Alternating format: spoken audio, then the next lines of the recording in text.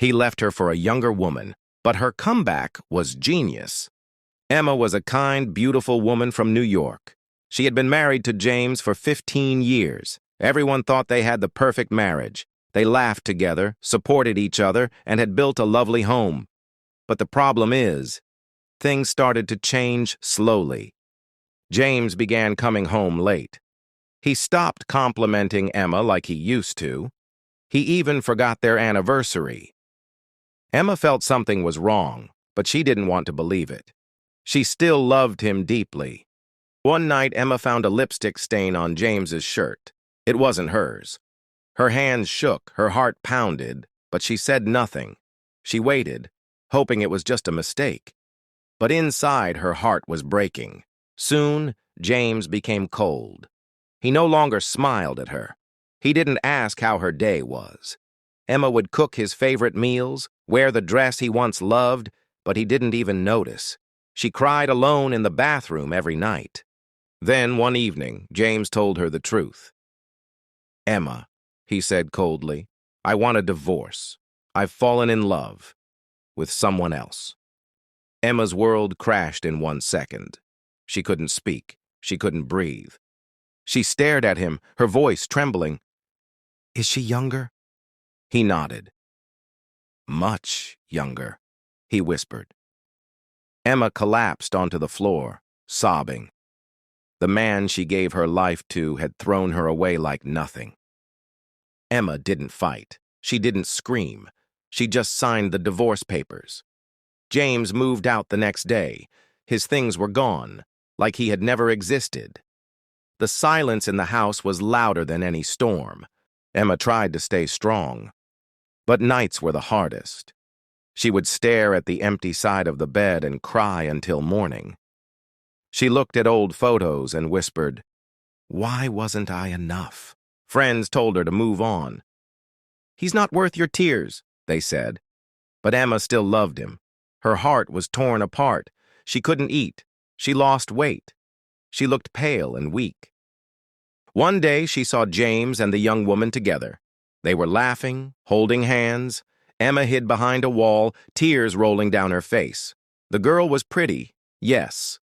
But Emma had given James everything: her love, her loyalty, her soul. She went back home and stared at the mirror. She didn't recognize herself anymore. Her eyes were tired. Her smile was gone.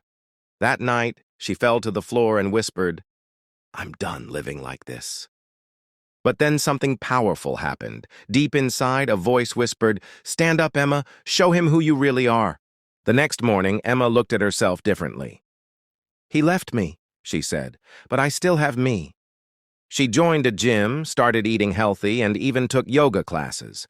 Slowly, her energy returned. She cut her hair short, something James never let her do. She began wearing bright colors, not just the soft tones James liked. "I'm living for myself now," she smiled as she looked into the mirror. Emma joined a business class. She had always dreamed of starting her own bakery, but never had the chance. Now, she poured her pain into passion. She baked, experimented, and created magical recipes. With savings and courage, she rented a small place on the corner of the street and named it Sweet Rise. Her first customer said, "This cake is the best I've ever tasted." Emma beamed with pride. Days turned into weeks. People began talking about the new bakery in town. Bloggers wrote reviews, and Instagram was full of her desserts. Emma had become a rising star in her own city. And then, one day, a tall man walked into her shop. It was James. James stood in the doorway, shocked. Emma looked radiant. Her face glowed with confidence. Her laugh was real. The bakery smelled like heaven. "Emma," he whispered. She smiled politely. He ordered a cupcake and sat at a table. Emma handed him the plate without shaking. "So, this is your place?" he asked. "Yes," she replied calmly. "Everything here is mine." James took a bite and closed his eyes. "It's amazing," he said. "I'm proud of you." Emma nodded. "Thank you. I've worked hard." James looked down, ashamed. Things didn't work out with her, he said quietly. Emma stayed silent. She didn't need to ask. She could see the sadness in his eyes. I made a mistake, James said. I thought I wanted excitement, but I lost the best thing I ever had. His words trembled. I miss you. I miss us. But Emma didn't cry. She didn't break. She only smiled gently and said, You missed the chance to grow with me. I had to grow alone. James whispered, Can we try again? Emma's eyes filled with tears, not for him, but for the woman she used to be. Emma took a deep breath. James, I loved you with everything I had, but I cried alone for months while you laughed with her. I begged silently for love. You gave silence back. James lowered his head. I know I hurt you, he said. Emma continued, And you'll never understand how deeply, but I thank you now because losing you brought me back to myself. People around them watched quietly. Some knew the story, some guessed, but no one spoke. James stood up slowly, his eyes full of regret. You've changed, he whispered. Emma replied softly, No. I returned to who I was before you broke me. James walked out, this time for good. Emma closed her eyes and let a tear roll down, not of sadness, but release. A little girl walked into the bakery just then. Are you the cake lady? She asked.